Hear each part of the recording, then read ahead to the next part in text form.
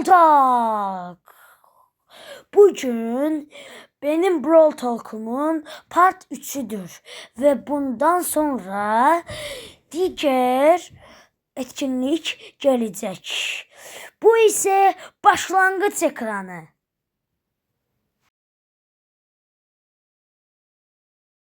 Hatta senin kendine özel Brawl Stars müziği bile var. O ise kanalımda.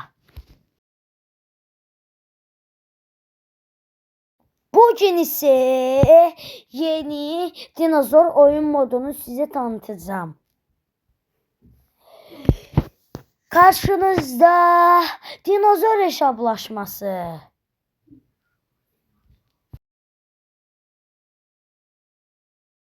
Dinozor hesaplaşmasında güçlenmek için dinozorların yuvasına gidiyoruz. Mesela uzun dinozorun yuvasına gidiyoruz ve onun gücünü aldıkta %80 daha az rakip sana hasar veriyor.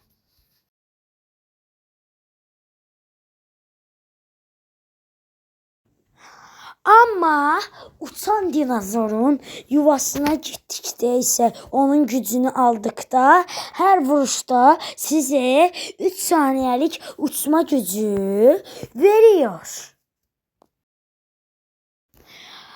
Ama bu oyun modunda T-Rex'in yuvasına gittikdə ise gücünüz böyle oluyor. Sersemletiyorsunuz ve rakip sersemliyor, donuyor.